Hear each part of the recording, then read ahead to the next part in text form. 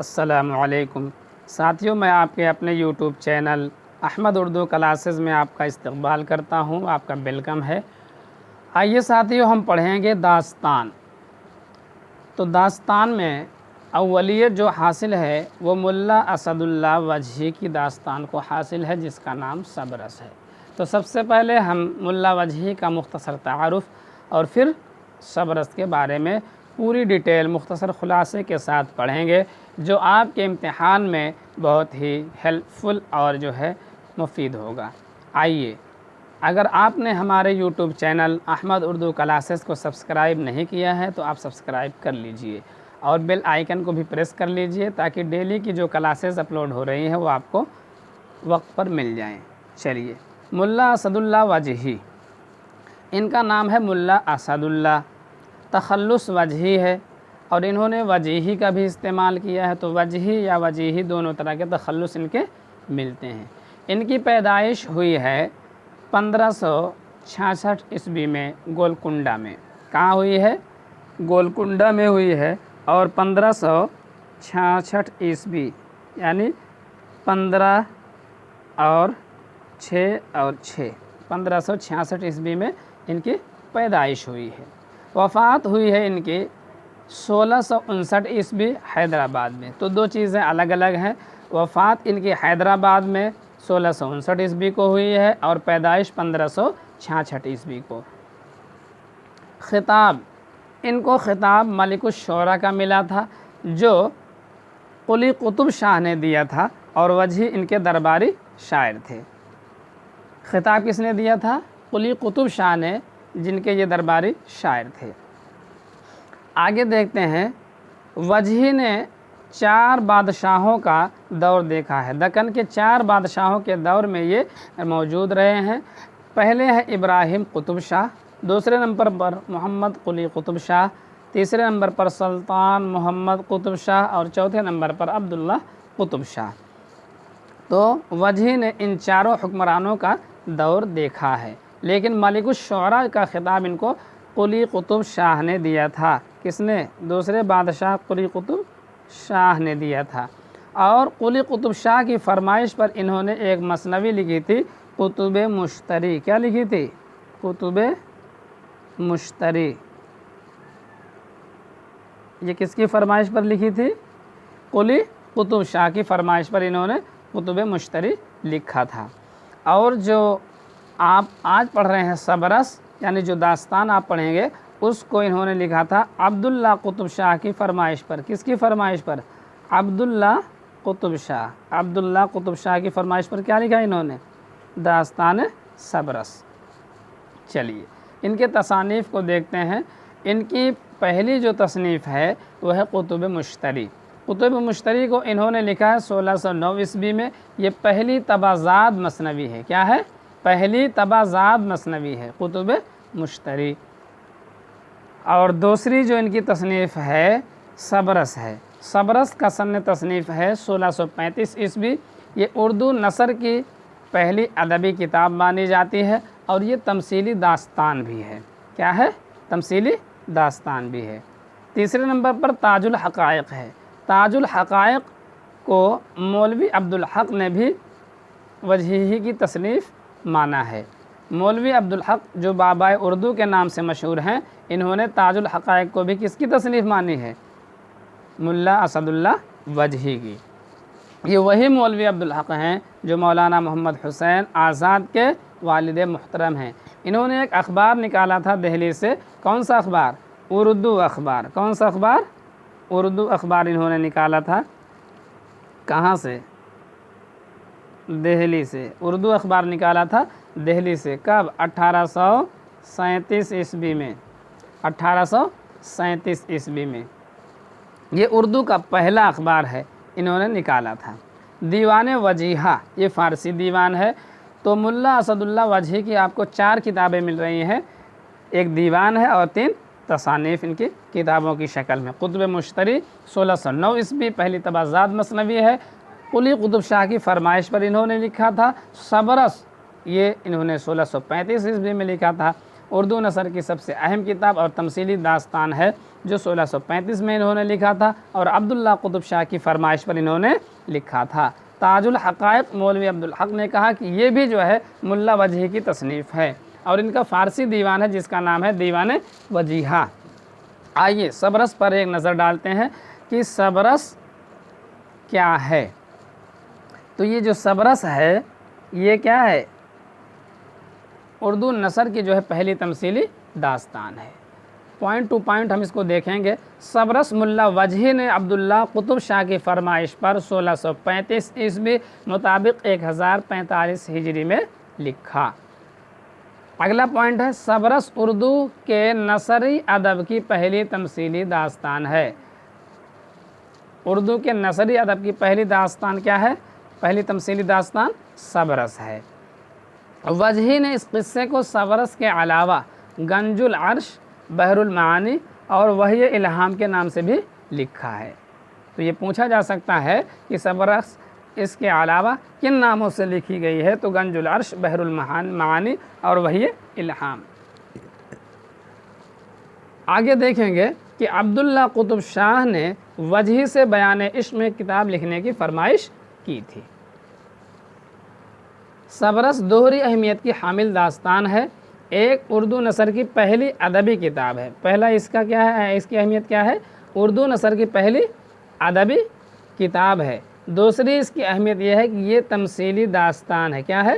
تمثیلی داستان ہے، جو خالص تمثیلی داستان ہے، تو اس لیے صبرس کی دوہری اہمیت ہے۔ صبرس کا پلاٹ مربوط ہے، پورا قصہ تسلسل کے ساتھ آگے بڑھتا ہے۔ آئیے دیکھتے ہیں۔ مولوی عبدالحق نے سب سے پہلے صبرس کو اپریل 1925 عیسوی میں ما مقدمہ کے اردو دنیا سے واقف کرایا۔ یعنی صبرس جو ملا وجیح کی کتاب ہے انہوں نے 1635 عیسوی میں لکھا تھا، اس سے اردو دنیا کو واقف کرانے والے شخص بابائے اردو مولوی عبدالحق ہیں، جو 1925 عیسوی میں ما مقدمہ کے اردو دنیا سے اس کو واقف کراتے ہیں۔ مولوی عبدالحق نے پہلی بار 1924 میں رسالہ اردو میں صبرس پر تفصیلی مضمون لکھا اور اس کی اشاعت کا منصوبہ بنایا۔ تو یہاں دو چیزیں آپ کو ملی کہ مولوی عبدالحق نے صبرس کو سب سے پہلے کس سن میں ما مقدمہ کے اردو دنیا سے واقف کرایا؟ تو سن 1925 میں۔ اور انہوں نے رسالہ اردو میں صبرس پر تفصیلی مضمون کب لکھا؟ تو یہ 1924 میں۔ یہ دو چیزیں ہوئی۔ آگے دیکھیں، تیسرے نمبر پر ہے کہ 1932 میں مولوی عبدالحق نے انجمن ترقی دکن سے صبرس کو شائع کیا۔ اب دیکھیے صبرس لکھی گئی کب؟ 1635 عیسوی میں۔ مولوی عبدالحق نے ما مقدمہ کے اردو دنیا کو کب واقف کرایا اس سے؟ تو 1925 عیسوی میں، اور اس پر تفصیلی مضمون جو لکھا انہوں نے 1924 میں لکھا، اور مولوی عبدالحق نے 1932 عیسوی میں انجمن ترقی دکن سے صبرس کو شائع کیا۔ یہ یاد رکھیے گا، 1932 میں مولوی عبدالحق نے کیا کیا؟ انجمن ترقی دکن سے جو ہے شائع کیا۔ یہ بہت اہم ہے۔ آگے دیکھتے ہیں، صبرس کے مزید ایڈیشن مولوی عبدالحق نے ما مقدمہ کے ساتھ 1953، 1964 اور 1983 میں انجمن ترقی اردو پاکستان سے شائع کیا۔ اگر آپ سے پوچھا جائے کہ پہلا ایڈیشن تو مولوی عبدالحق نے 1932 میں شائع کیا، دوسرا ایڈیشن کب شائع کیا؟ تو 1953 میں، اور تیسرا ایڈیشن 1964 میں، اور چوتھا ایڈیشن 1983 میں کہاں سے شائع کیا؟ انجمن ترقی اردو پاکستان سے شائع کیا۔ اور 1932 میں انجمن ترقی دکن سے شائع کیا، اور بقیہ جو تینوں ایڈیشن ہے 53، 64 اور 83 والے، یہ انجمن ترقی اردو پاکستان سے شائع کیا۔ بات سمجھ میں آ گئی؟ چلیے آگے دیکھتے ہیں۔ وجیح نے صبرس کے ماخذ کا کہیں ذکر نہیں کیا بلکہ اس کے موجود ہونے کا دعویٰ کیا۔ یعنی ملا اسد اللہ وجیح نے یہ کہا کہ صبرس کو ہم نے کسی کتاب کو سامنے رکھ کر کے تصنیف نہیں کیا ہے بلکہ ہم اس کے موجد و خالق ہیں۔ آگے دیکھتے ہیں، صبرس کے ماخذ میں 3 تصانیف کا ذکر ملتا ہے۔ یعنی کس کتاب کو سامنے رکھ کر صبرس تصنیف کی گئی ہے، اس میں 3 کتابوں کا تذکرہ ملتا ہے۔ اور یہ تینوں تصانیف جو ہیں محمد یحییٰ ابن سیبک فتاحی نیشاپوری کی ہیں۔ پہلا ہے دستور عشاق، پہلا کیا ہے؟ دستور عشاق، یہ 1936 میں شائع ہوئی تھی، فارسی مثنوی ہے۔ دوسرا ہے قصہ حسن و دل، یہ دستور عشاق کا نثری خلاصہ ہے۔ تیسرا ہے شبستان خیال، 1439 میں لکھی گئی تھی، قصہ حسن و دل کو منظوم کیا گیا ہے۔ اب دیکھیے کیا کہتے ہیں مولوی عبدالحق۔ مولوی عبدالحق کہتے ہیں کہ قصہ حسن و دل یہ سبرس کا ماخذ ہے۔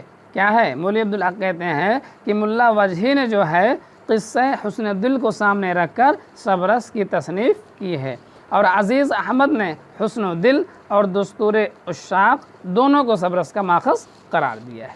تو ابھی تک آپ نے پڑھا ملا اسد اللہ وجہی کو، جن کی پیدائش 1566 عیسوی میں اور وفات 1659 عیسوی میں دیکھی۔ ملا اسد اللہ وجہی نے عبداللہ قطب شاہ کی فرمائش پر آپ کی جو کہ نثری داستان سبرس تحریر کی، اور قلی قطب شاہ کی فرمائش پر انہوں نے قطب مشتری کی تصنیف کی، اور قلی قطب شاہ نے ملا اسد اللہ وجہی کو ملک الشعراء کا خطاب عطا کیا، اور مولوی عبدالحق نے قطب مشتری کو پہلی بار 1932 میں انجمن ترقی اردو دکن سے شائع کیا، اور اس کے بعد مزید ایڈیشن 1953 میں اور 1964 میں اور 1983 میں انجمن ترقی اردو پاکستان سے انہوں نے شائع کیا۔ اور مولوی عبدالحق کے مطابق قصہ حسن و دل سبرس کا ماخذ ہے، اور عزیز احمد نے حسن و دل اور دستور عشاق دونوں کو سبرس کا ماخذ قرار دیا ہے۔ آئیے سبرس کا خلاصہ پڑھتے ہیں۔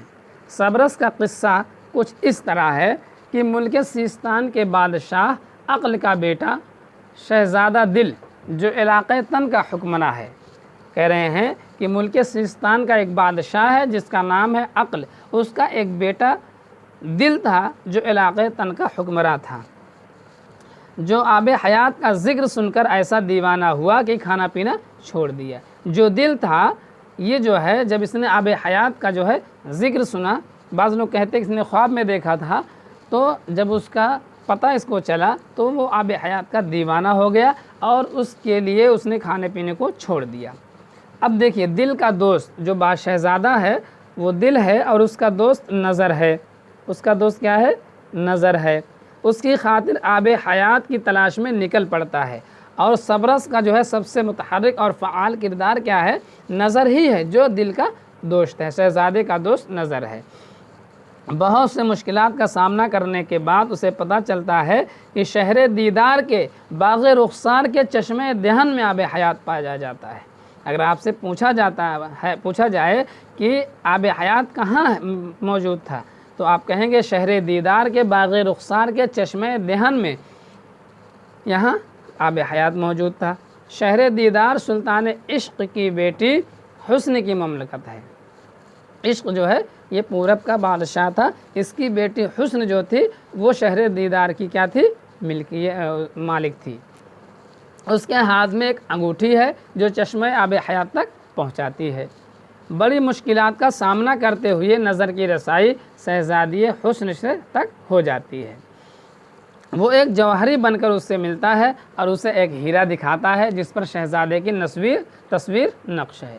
شہزادی حسن جو ہے تصویر دیکھ کر دل فریفتہ ہو جاتی ہے، اور نظر موقع کا فائدہ اٹھاتا ہے اور شہزادی کے دل کی آگ اور بھڑکاتا ہے اور اسے دل سے ملانے کا وعدہ کرتا ہے۔ تو ابھی تک آپ نے پڑھا کہ ملک شیستان کا بادشاہ عقل تھا، اس کا بیٹا دل تھا، اس نے آب حیات کے لیے کھانا پینا چھوڑ دیا، تو دل کا دوست جو ہے نظر یا اس کا کہہ لیجئے غلام، وہ جو ہے آب حیات کی تلاش میں نکل پڑتا ہے، اور پتہ چلتا ہے کہ آب حیات جو ہے شہر دیدار سلطان عشق کی بیٹی حسن کی مملکت ہے، جو ہے چشمہ دہن میں آب حیات ہے، اس کی جو ہے مالکن کون ہے؟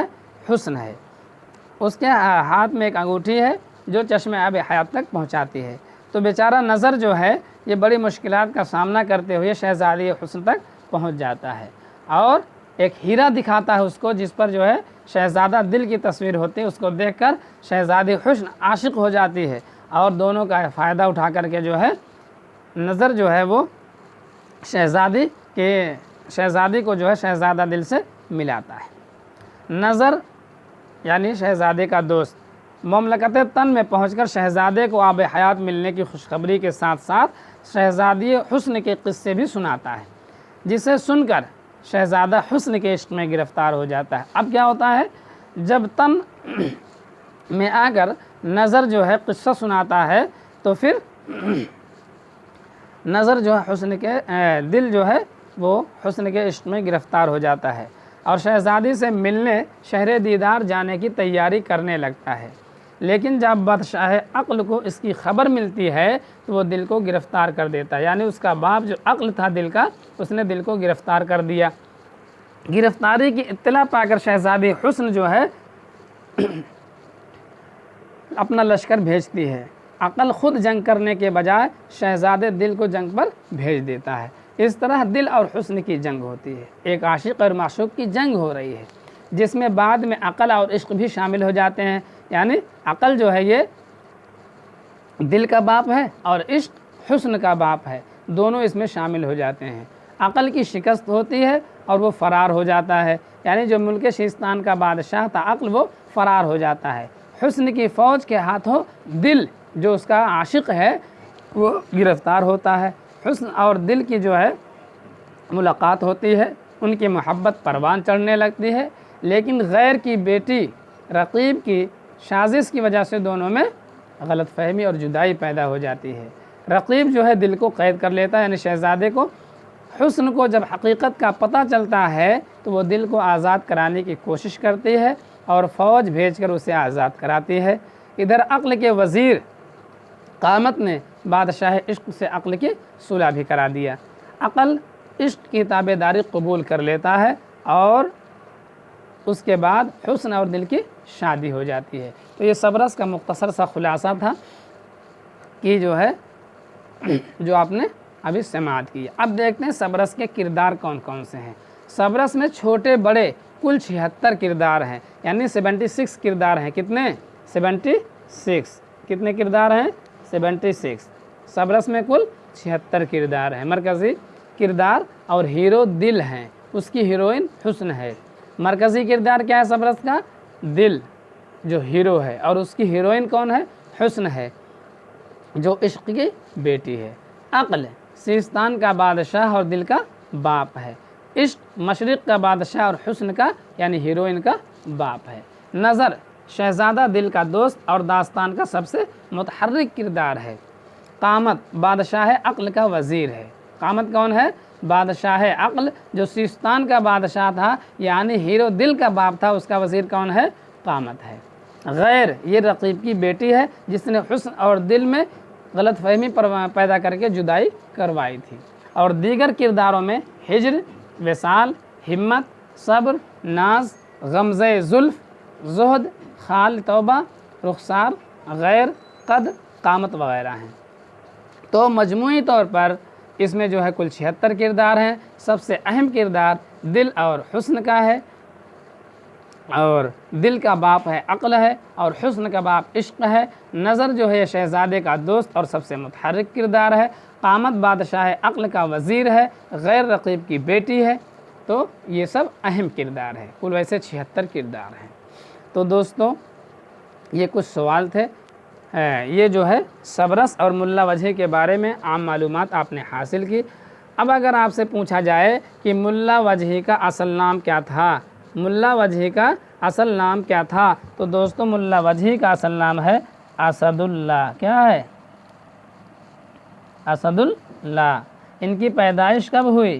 1566 عیسوی میں۔ کب ہوئی؟ کہاں ہوئی؟ گولکنڈہ۔ کہاں ہوئی؟ گولکنڈہ۔ اور وفات ان کی کب ہوئی؟ 1659 عیسوی میں۔ کب ہوئی؟ 1659 عیسوی میں۔ کہاں ہوئی؟ حیدرآباد۔ کہاں ہوئی؟ حیدرآباد۔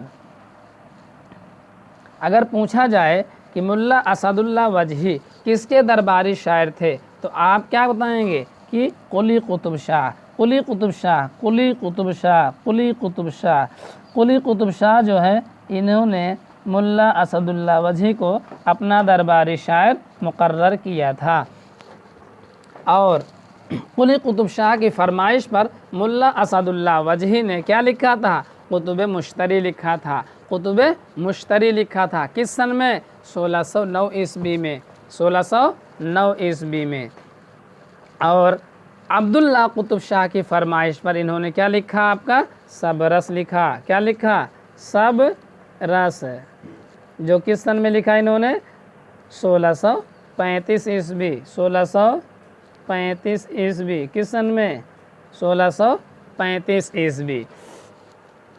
اور اردو دنیا سے مولوی عبدالحق نے سبرس کو کب متعارف کروایا؟ 1925 میں مع مقدمہ کے، اور 1924 میں مولوی عبدالحق نے سبرس پر تفصیلی مضمون لکھا، اور مولوی عبدالحق نے سبرس کو 1932 میں انجمن ترقی دکن سے شائع کیا، اور اس کے بعد انہوں نے 3 ایڈیشن 1953، 1964 اور 1983 عیسوی میں انجمن ترقی اردو پاکستان سے شائع کیا، اور اس کا ماخذ مولوی عبدالحق نے قصہ حسن دل کو قرار دیا ہے، اور عزیز احمد نے قصہ حسن دل اور دستور اشاق دونوں کو قرار دیا ہے۔ اگر پوچھا جائے کہ سبرس کا سب سے متحرک کردار کون ہے تو دوستو نظر ہے، جو شہزادہ دل کا دوست تھا، اور اگر پوچھا جائے کہ اس کی ہیروئن کون ہے تو دوستو حسن ہے، جو مشرق کے بادشاہ یعنی پورب کے بادشاہ عشق کی بیٹی تھی، اور قامت کون ہے یہ پوچھا جائے تو دوستو یہ عقل کا وزیر ہے، ملک سیستان کے بادشاہ کا وزیر ہے۔ غیر کون ہے؟ رقیب کی بیٹی ہے۔ تو دوستو مجموعی طور پر سبرس میں کل 76 کردار ہیں، جن میں سب سے اہم مرکزی کردار دل اور حسن ہیں۔ عقل سیستان کا بادشاہ اور دل کا باپ ہے، عشق مشرق کا بادشاہ اور حسن کا باپ ہے، نظر شہزادہ دل کا دوست اور داستان کا سب سے متحرک کردار ہے۔ تو دوستو آج کے سبق میں اتنا ہی، ملتے ہیں اگلی ویڈیو میں، تب تک کے لیے خدا حافظ، السلام علیکم۔